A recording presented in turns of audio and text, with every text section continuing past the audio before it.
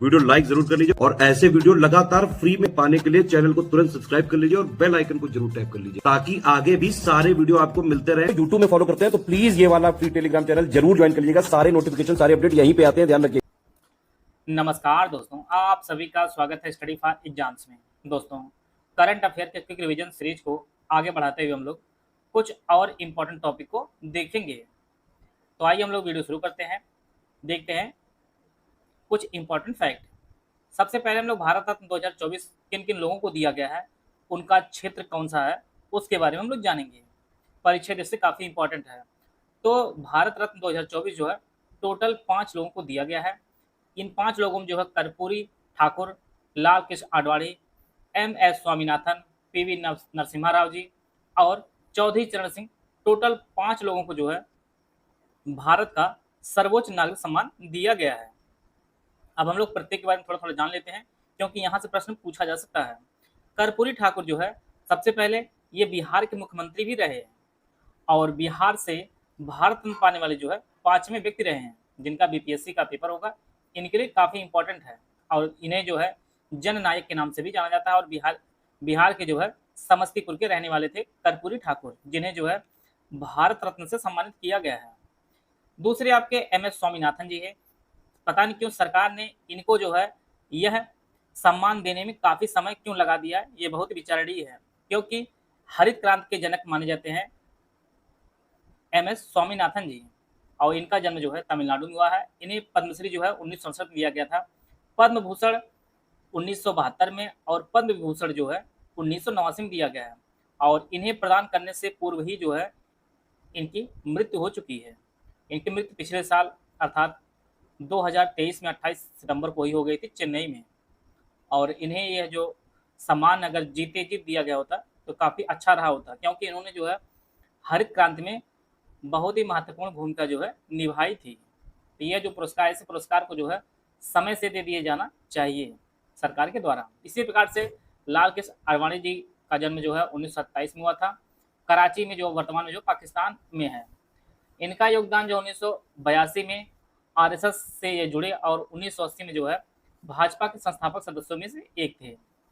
इन्होंने अपनी आत्मकथा लिखी है, माई कंट्री माई लाइफ, इनकी जो है आत्मकथा लिखी है और यह जो है 7वें उप प्रधानमंत्री रहे हैं भारत के और इन्हें 2015 में जो है पद्म विभूषण से भी सम्मानित किया गया है। अगले आपके PV नरसिम्हा राव जो भारत के प्रधानमंत्री भी रहे हैं और साथ में जो है मुख्यमंत्री भी रहे हैं आंध्र प्रदेश के।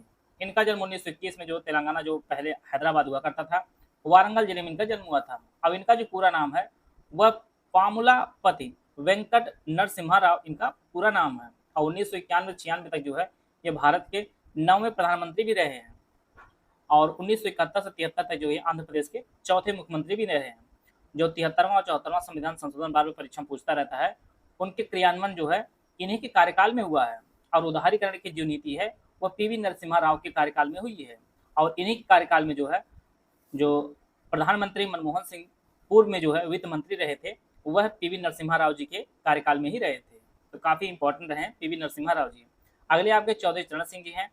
इनका जन्म 23 दिसंबर 1902 को जो है मेरठ में हुआ था। अब इनकी जयंती पर ही जो है प्रत्येक वर्ष 23 दिसंबर को जो है राष्ट्रीय किसान दिवस मनाया जाता है और यह जो है 1979 से 80 तक जो भारत के प्रधानमंत्री भी रहे हैं और यह जो है कभी भी जो है संसद में नहीं बैठे हैं और उत्तर प्रदेश के मुख्यमंत्री भी रहे हैं और इनके समाधि स्थल को जो है किसान घाट के नाम से भी जाना जाता है। चौधरी चरण सिंह।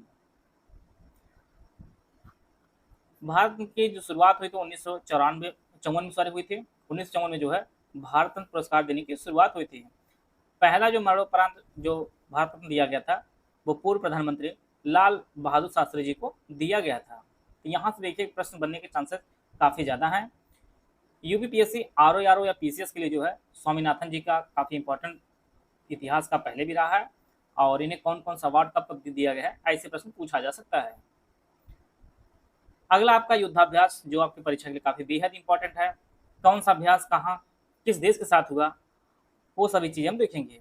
डेजर्ट फ्लैग 10 2025 जो है यह बहुराष्ट्रीय अभ्यास है, इसमें भारत देश भी शामिल था। इसका जो आयोजन है वह संयुक्त अरब अमीरात में किया गया है और यह जो एक वायुसेना अभ्यास है डेजर्ट फ्लैग ट्रेन 2025।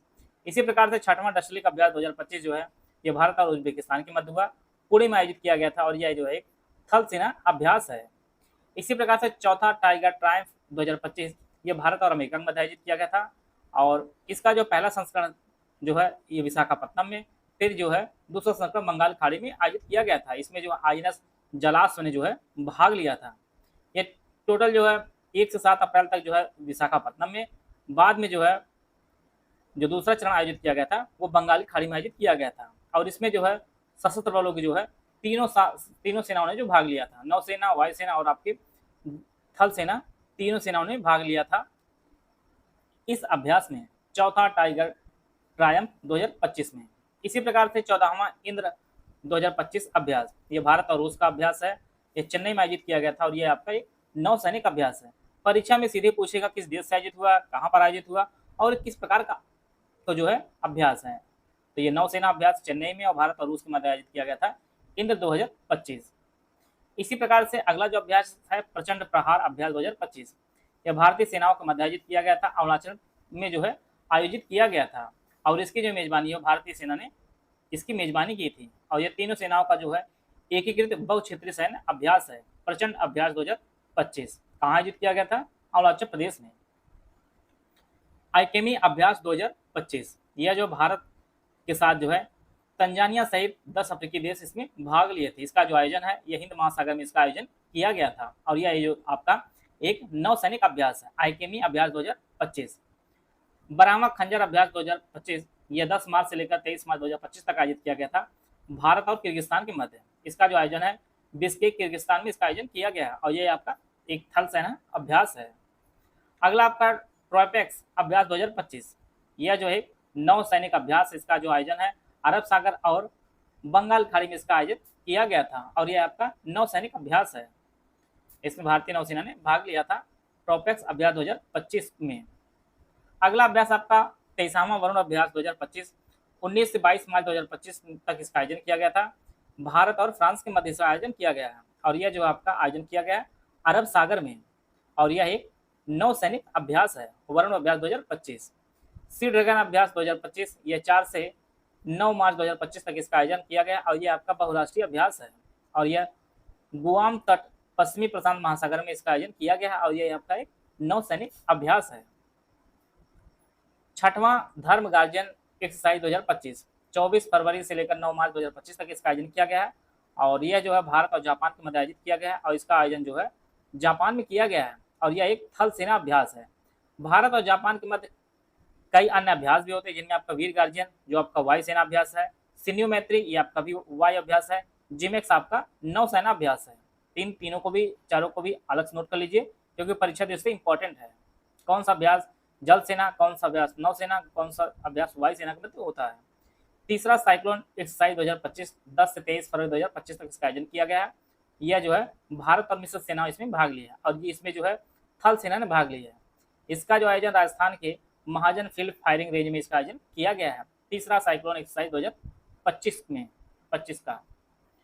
13वां इक्वेरियन एक्सरसाइज 2025 2 से 5 फरवरी 2025 तक आयोजन किया गया है मालदीव में। इसमें भारत और मालदीव की जो थल सेना है वह इसमें भाग ली हैं।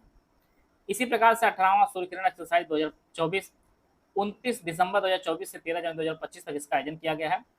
सल झंडी स्थान है नेपाल में, इसका जो आयोजन है नेपाल में किया गया है और यह भारत और नेपाल के मध्य जो है थल सेना का अभ्यास है सूर्य किरण एक्सरसाइज 2024। इसी प्रकार से 11वां सेलेनेक्स एक्सरसाइज 2024 17 से 20 दिसंबर 2024 तक इसका आयोजन किया गया है। भारत और श्रीलंका की जो है नौसेनाएं भाग ली हैं इसमें और इसका जो आयोजन है यह विशाखापट्टनम में इसका आयोजन किया गया है सेलेनेक्स एक्सरसाइज 2024 में। डेजर्ट नाइट 2024 इसका आयोजन 23 जनवरी 2024 किया गया है और यह भारत और फ्रांस और यूएई की जो है वायु सेना जो इसमें भाग ली है और इसका आयोजन जो है अरब सागर के ऊपर किया गया है डेजर्ट नाइट 2024 में। हरिमाऊ शक्ति 2024 2 दिसंबर से 15 दिसंबर 2024 तक इसका आयोजन किया गया। भारत और मलेशिया की जो है थल सेना इसमें भाग ली थी और इसका आयोजन जो है मलेशिया में किया गया है हरिमाऊ शक्ति 2024 का। 9वां गरुड़ शक्ति 2024 से 1 से 12 नवंबर 2024 तक इसका आयोजन किया गया है। जकार्ता इंडोनेशिया में इसका आयोजन किया गया है। इसमें जो है भारत और इंडोनेशिया की जो है थल सेनाओं ने भाग लिया है। परीक्षा में आपका किस देश के साथ हुआ है, कहाँ पर आयोजित किया गया है, इसमें कौन सेना भाग ली है, यहाँ से प्रश्न पूछे जाने के चांसेस रहते हैं और यहाँ से प्रश्न आपके प्रश्न एक प्रश्न देखने को जरूर मिलेगा। 13वां अग्नि वॉरियर 2024 28 से 30 नवंबर 2024 तक इसका आयोजन किया गया है देवलाली महाराष्ट्र में। इसमें भारत और सिंगापुर की जो है थल सेनाओं ने भाग लिया है अग्नि वॉरियर 2024 में। 5वां विम्बैक्स 2024 इसका आयोजन 4 से 23 नवंबर 2024 तक इसका आयोजन किया गया है। अंबाला हरियाणा में इसका आयोजन किया गया है और इसमें जो है भारत और वियतनाम की थल सेना और वायुसेना दोनों ने भाग लिया है। 5वें विम्बैक्स 2024 में थल और वायुसेना दोनों भाग लिया। भारत और वियतनाम के मध्य आयोजित किया गया है। अंबाला हरियाणा में इसका आयोजन किया गया है। तीसरा आस्ट्रा हिंद एक्सरसाइज 2024 8 से 21 नवंबर 2024 तक इसका आयोजन किया गया है पुणे महाराष्ट्र में। इसमें जो है भारत और ऑस्ट्रेलिया की जो सेनाएं इसमें भाग ली हैं और इसमें थल सेना ने भाग लिया है। 15वां वज्र प्रहार 2024 ये 2 से 22 नवंबर 2024 तक आयोजित किया गया है अमेरिका में। इसमें जो है भारत की और अमेरिका की थल सेनाओं ने भाग लिया वज्र प्रहार 2024 में। इसी प्रकार से 31वां सिम्बेक्स 2024 आयोजित किया गया है 23 से 29 अक्टूबर 2024 तक। इसमें जो है भारत और सिंगापुर के नौसेनाओं ने भाग लिया है। इसका आयोजन विशाखापट्टनम में किया गया है। सिम्बेक्स 2024 का आयोजन जो है विशाखापट्टनम में भारत और सिंगापुर की नौसेना ने भाग ली है। नसीम अल बहर जो अभ्यास है ये अक्टूबर 19 से 22 अक्टूबर 2024 तक इसका आयोजन किया गया है। ये गोवा के तट पर आयोजित किया गया है। इसमें जो है भारत और ओमान की नौसेनाओं ने भाग लिया है नसीम अल बहर अभ्यास में। UP PCS pre 2026 complete foundation course हमारा शुरू किया गया है। यह जो आपको दोनों भाषाओं में उपलब्ध होगा। इसमें आपको official syllabus latest trend and pattern के हिसाब से जो है सिलेक्शन की तैयारी इसमें कराई जाएगी। इसमें आपको रिकॉर्डेड क्लासेस दी जाएंगी, डाउट क्लियर दी जाएगी, डेली प्रैक्टिस की जाएगी, एग्जाम ओरिएंटेड आपको टेस्ट सीरीज दी जाएगी, हाई यील्ड सिलेक्शन मटेरियल आपको उपलब्ध कराया जाएगा। जितना भी मटेरियल पेड ग्रुप में शुरू से आखिरी तक दिया जाएगा उसको सारी स्टडी वीडियो के हिसाब से जो आपको पढ़ना होगा और जैसा पेपर आएगा चाहे ईजी हो चाहे मॉडरेट हो चाहे टफ हो हर प्रकार के प्रश्नों के जो है उत्तर देने में आप सक्षम होंगे। इन मटेरियल को पढ़ने के बाद पूरा जो मटेरियल होगा जो यूपीएससी आयोग के लेटेस्ट पैटर्न के हिसाब से जो है कंप्लीट रिवाइज और अपडेटेड दिया जाएगा। UPSC pre 2026 full paid group with doubt clearance का जो ग्रुप है इसकी फीस 9,000 रुपये है। इसमें आपको यूपीएससी बेसिक नोट्स दिए जाएंगे, समरी दी जाएंगे, 3 स्टेज स्ट्रेटजी दी जाएंगी, बेसिक टेस्ट सीरीज दी जाएंगे। बेसिक टेस्ट होगा, इसमें डेली मंथली करंट अफेयर दिया जाएगा, compilation listing test series, pre related recorded classes दी जाएंगे, क्लास नोट्स दिए जाएंगे, कंप्लीट डाउट क्लियरेंस दिया जाएगा, सीसाइट के नोट्स दिए जाएंगे, क्लासेस दी जाएंगे। जितना प्री में सिलेक्शन के लिए जरूरी है सब इसमें जो है प्रोवाइड किया जाएगा। अगर आप यह ग्रुप लेते हैं तो आपको प्री के लिए अलग से कोई ग्रुप ज्वाइन नहीं करना है। अगला जो ग्रुप हमारा UPPC 2026 full study material group, इसमें डाउट क्लियरेंस नहीं दी जाएगी, इसकी फीस 65 रुपये है। इसमें ऊपर के 9,000 वाले सारे फीचर दिए जाएंगे लेकिन इसमें डाउट क्लियरेंस नहीं दिया जाएगा। अगला जो हमारा ग्रुप है only study material group, no doubt clearance no test series, इसकी फीस 4,000 रुपये है। इसमें 9,000 वाले ग्रुप वाले सारे फीचर दिए जाएंगे लेकिन डाउट क्लियरेंस और टेस्ट सीरीज नहीं दी जाएगी। बाकी स्टडी मटेरियल सेम रहेगा, सारा वही दिया जाएगा। नोट बेसिक टेस्ट सिर्फ ऊपर के 9,000 और 6500 वाले ग्रुप में ही दिए जाएंगे। अगर इस ग्रुप में किसी प्रकार के इस ग्रुप में जो है किसी प्रकार के जो है टेस्ट नहीं दिए जाएंगे। अगला जो ग्रुप है UPSC 2026 pre test series with current affair group, इसकी 5,000 रुपये फीस इसकी है। इसमें मिनिमम 35 टेस्ट होंगे जिसमें 20 सेक्शन वाइज होंगे, 15 फुल टेस्ट होंगे। Complete monthly current affair plus GS subject wise MCQ bank budget economic survey UP and India miscellaneous topic PDF दी जाएगी। अगला जो ग्रुप है UPSC 2026 pre only current affair group है, इसकी फीस जो है 2,000 रुपये है। इस ग्रुप में complete national international UP current budget economic survey UP का और इंडिया का सब कुछ दिया जाएगा। ऊपर किसी भी ग्रुप में आप एडमिशन लेते तो आपको UPPCS pre paid quiz channel में जोड़ा जाएगा। अगर किसी को यूपीपीसीएस प्री 2026 के सिर्फ पेड क्विज ज्वाइन करना है तो इसकी फीस जो है 1,200 रुपये पेमेंट करके जो है इस ग्रुप में जुड़ सकता है। यहाँ पे हमारे 3 नंबर दिए गए हैं 8564880530, 7523864455 और 9696066089। ये 3 नंबर दिए गए हैं। इन पे आप जो है कॉल या व्हाट्सएप करके जो है जानकारी प्राप्त कर सकते हैं और अपनी तैयारी को बेहतर कर सकते हैं। मालाबार एक्सरसाइज ये 8 से 18 अक्टूबर 2024 तक आयोजित किया गया है। इसमें जो है क्वाड के सदस्य देशों ने जिसमें भाग लिया है। आप जानते हैं क्वाड में भारत, ऑस्ट्रेलिया, जापान और अमेरिका जो है शामिल है। यह एक नौसैनिक अभ्यास था। इसका आयोजन जो आपके विशाखापट्टनम में किया गया है। इस प्रकार जो है जितने भी महत्वपूर्ण एक्सरसाइज थे उनको हम लोग कवर कर लिए हैं।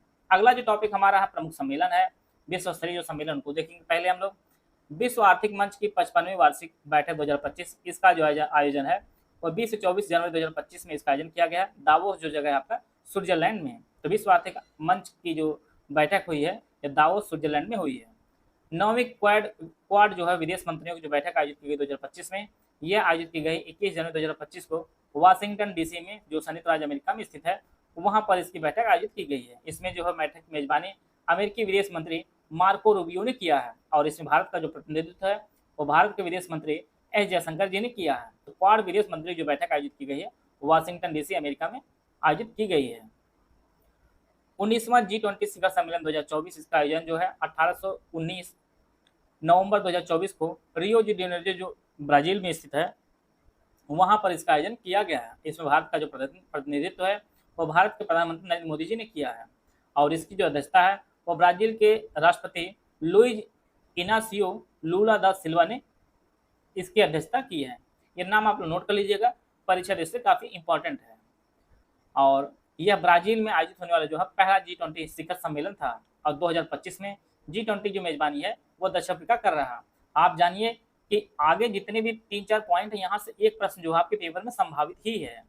अगला आपका संयुक्त राष्ट्र का जो है 29वां जलवायु परिवर्तन सम्मेलन, जिसे हम लोग COP29 के नाम से जानते हैं, इसका आयोजन 11 से 22 नवंबर 2024 तक जो है बाकू जो अजरबैजान में स्थित है वहां पर इसका आयोजन किया गया है। इसकी जो थीम थी investing in a liveable planet for all, इसकी थीम रही है। इससे पूर्व 28वां जो कॉप हुआ था वह दुबई यूएई में आयोजित हुआ था और अगला अर्थात 30वां जो कॉप होगा COP30 ये आपके ब्राजील में आयोजित होगा। आपको आगे वाला भी जानना है पीछे वाला भी जानना है, परीक्षा दृष्टि से दोनों ही इंपॉर्टेंट है। तो COP29 जो आयोजित किया गया बाकू अजरबैजान 2024 में, 23 हुआ था दुबई यूएई में और 30वां जो होगा वो आपका ब्राजील में आयोजित होगा 2025 में। इसी प्रकार से 16वां ब्रिक्स का सम्मेलन जो आयोजित किया गया है वह 22 से 24 अक्टूबर 2024 और यह जो है कजान शहर है रूस में और इसकी जो अध्यक्षता है वो रूसी राष्ट्रपति व्लादिमीर पुतिन ने इसकी अध्यक्षता की थी और भारत का जो प्रतिनिधित्व है हमारे प्रधानमंत्री नरेंद्र मोदी जी ने इसका नेतृत्व किया था। जैसा कि आप लोग जानते हैं ब्रिक्स में टोटल 9 सदस्य देश, इसमें आपका रूस, चीन, भारत, ईरान, मिस्र, संयुक्त अरब अमीरात, दक्षिण अफ्रीका, ब्राजील और इथियोपिया, ये सभी सदस्य देश हैं। इससे पूर्व 15वां जो हुआ दक्षिण अफ्रीका में 2023 में हुआ था और जो 17वां 2025 में आयोजित होने वाला है ये आपके ब्राजील में होगा। तो 17वां जो आपका ब्राजील में होगा, 16वां जो आयोजित किया गया था वो रूस में आयोजित किया गया था। आसियान शिखर सम्मेलन जो आयोजन किया गया है 9 अक्टूबर 2024 को वियनतियाने जो जगह है लाओस, यहाँ पे इसका आयोजन किया गया है। 34वां नाटो शिखर सम्मेलन 2024, इसका आयोजन जो है 9 से 11 जुलाई 2024 इसका आयोजन किया गया है वाशिंगटन डीसी अमेरिका में। यह तो 34वां हुआ। 35वां जो होगा हेग नीदरलैंड 2025 में इसका आयोजन किया जाएगा। सदस्य देशों की बात कीजिए, टोटल जो 32 सदस्य बने हैं, जो 32वां सदस्य बना आपका स्वीडन, यह काफी इंपॉर्टेंट आपकी परीक्षा के बार बार प्रश्न पूछा जा रहा है लगातार। तो 32वां जो सदस्य बना आपका स्वीडन बना है। एससीओ के राष्ट्राध्यक्षों की परिषद की 24वीं बैठक, इसका आयोजन 4 जुलाई 2024 को अस्थाना जो कजाकिस्तान में है यहाँ पर इसका आयोजन किया गया है। इसमें जो भारत का प्रतिनिधित्व है भारत के विदेश मंत्री एस जयशंकर ने इसमें प्रतिनिधित्व किया है। बेलारूस जो है एससीओ का जो 10वां सदस्य बन गया है और इसकी स्थापना 2001 में की गई थी एससीओ की और इसका जो मुख्यालय है ये बीजिंग में इसका मुख्यालय है। 24वीं जो बैठक आयोजित की अस्थाना कजाकिस्तान में और 25वीं जो होने वाली है वह चीन में आयोजित होने वाली है। तो एससीओ की जो 25वीं बैठक होने वाली है यह चीन में आयोजित की जाएगी, तो इसको भी आप लोग नोट कर लीजिए। अगला जो भारत के अंदर जो होने वाले हैं 18वां प्रवासी भारतीय दिवस सम्मेलन जो आयोजित किया गया था भुवनेश्वर ओडिशा में 8 से 10 जनवरी 2025 तक, यह जो आयोजित किया गया था यह विदेश मंत्रालय और ओडिशा सरकार के जो है सहयोग से इसका आयोजन किया गया है। इसमें जो मुख्य अतिथि थे वो क्रिस्टीन कार्ला कंगालू जो है यह त्रिनाद और टोबैगो के राष्ट्रपति हैं, वह मुख्य अतिथि थे। इस बार की जो थीम रही है यह विकसित भारत में प्रवासी भारतीयों का योगदान जो इसकी थीम रही है। और 9 जनवरी को ही प्रधानमंत्री ने जो है पर्यटन ट्रेन प्रवासी भारतीय एक्सप्रेस की जो है पहली यात्रा शुरू की और जो दिल्ली से जो है निजामुद्दीन स्टेशन से जो है रवाना भी की गई है। इसके अलावा 10 जनवरी को राष्ट्रपति द्रौपदी मुर्मू द्वारा 27 लोगों को जो है प्रवासी भारतीय सम्मान पुरस्कार से भी सम्मानित किया गया है। इससे पूर्व 2023 में जो है 17वां जो सम्मेलन आयोजित किया गया था भारतीय प्रवासी दिवस, ये आपके इंदौर मध्य प्रदेश द्वारा जो है आयोजित किया गया था और इस बार जो है जो आयोजित किया गया है भुवनेश्वर ओडिशा में आयोजित किया गया है। इसके अलावा अगला जो सम्मेलन है, पहला एशियाई बौद्ध शिखर सम्मेलन 2024, इसका आयोजन नई दिल्ली में 5 से 6 नवंबर 2024 तक इसका आयोजन किया गया है। सेमिकॉन इंडिया सम्मेलन 2024 आयोजन ग्रेटर नोएडा उत्तर प्रदेश में 11 से 13 सितंबर 2024 तक इसका आयोजन किया गया है। सेमिकॉन इंडिया सम्मेलन 2024 का आयोजन ये आपका ग्रेटर नोएडा में। पहला संयुक्त कमांडर सम्मेलन 2024 आयोजन लखनऊ उत्तर प्रदेश में किया गया है 4-5 सितंबर 2024 को। 8वां धर्म धम्म सम्मेलन 2024 आयोजन अहमदाबाद गुजरात में, और इसमें जो मुख्य अतिथि रहे हैं वह उपराष्ट्रपति जगदीप धनखड़ जो है इसमें मुख्य अतिथि रहे हैं। विशेष रूप से जगह आप लोग ध्यान दीजिएगा, जगह ही पूछी जाएगी। चौथा राष्ट्रीय हिंदी विज्ञान सम्मेलन 2024 आयोजन भोपाल मध्य प्रदेश में, इसका 30-31 जुलाई 2024 को आयोजन किया गया है। ई गवर्नेंस पर 24वां राष्ट्रीय सम्मेलन 2024 आयोजन मुंबई महाराष्ट्र में 3-4 सितंबर 2024 में इसका आयोजन किया गया है। 10वां विश्व आयुर्वेद कांग्रेस एवं आरोग्य एक्सपो का आयोजन देहरादून उत्तराखंड में 12 से 15 दिसंबर 2024 तक इसका आयोजन किया गया है। अगला जो महोत्सव है, 9वां भारत अंतर्राष्ट्रीय विज्ञान महोत्सव 2024 फरीदाबाद हरियाणा में इसका आयोजन किया गया है 17 से 20 जनवरी 2024 तक। यह काफ़ी इंपॉर्टेंट है।